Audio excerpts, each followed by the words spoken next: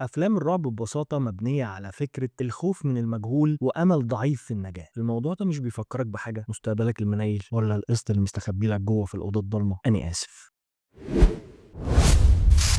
اهلا بيكم في حلقه جديده من برنامج ريل دراما. حلقه النهارده هنتكلم فيها عن افضل 7 افلام رعب من وجهه نظري، والقايمه دي مش معتمده على تصنيف واحد بس من تصنيفات افلام الرعب الكتير. رقم 7 معانا في السلسله فيلم سكريم، وهو من نوعيه افلام السلاشر. فيلم سكريم بالنسبه لي من افلامي المفضله، والمميز فيه انه مش مجرد فيلم رعب سلاشر، لكنه مبني على حبكه معقده جدا، مجموعه من جرائم القتل بيقوم بيها شخص لابس جوست فيس، واللي السلسله اتشهرت بسببه. وبالمناسبه القناع مستوحى من لوحه الصرخه للفنان النرويجي ادوارد مونك. رقم 6 معانا في السلسله هو فيلم ذا رينج، وسواء كان النسخه الياباني او النسخه الامريكي من الفيلم فهما الاثنين احلى من بعض، بس انا بميل اكتر للنسخه الامريكي. فيلم رعب قاتم جدا ومعمول بحرفيه ما بتتعملش دلوقتي. الفيلم بيتكلم على لعنه بتصيب اي حد بيتفرج على شريط فيديو غريب جدا، بعد 7 ايام بيموت موته مروعه. رقم 5 معانا في السلسله الغني عن التعريف ذا كونجيورينج، الفيلم اللي جمع ما بين كلاسيكيه الرعب بالقصه الموزونه بالمود العام، والمميز انه مبني على قصه حقيقيه لشخصيتين اللي هما الزوجين ايد ولورين. الفيلم مش معتمد على الجامب سكيرز المخيفه كعاده افلام الرعب،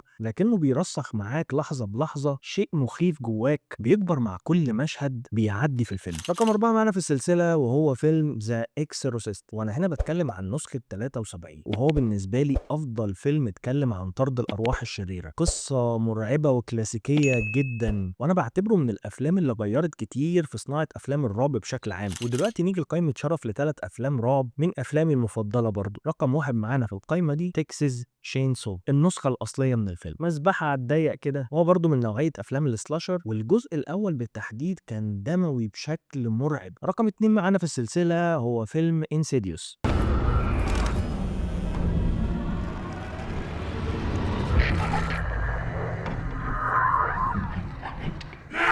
اما رقم 3 فهو فيلم ايفل ديد. I fear that the only way to stop those possessed by the spirits of the book is through the act of bodily dismemberment.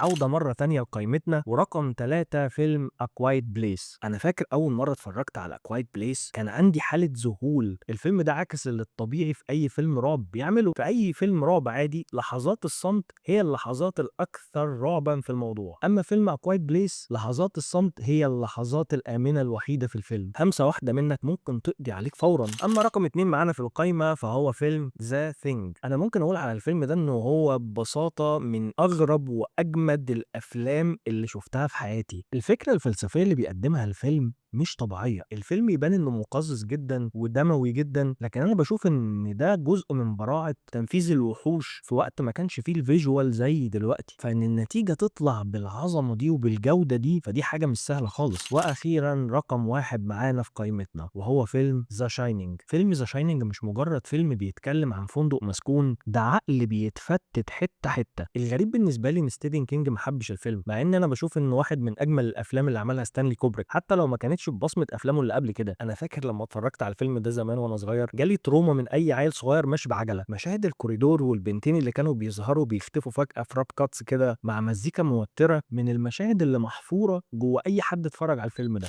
بس كده دي كانت قائمتي. قولوا لي انتوا قائمتكم في الكومنتات، ولو ما اتفرجتوش على فيلم من الافلام اللي انا قلتها روحوا شوفوه فورا، فايتكم كتير. استنوني في حلقات تانية جايه. كان معاكم نادر سيف الدين، سلام.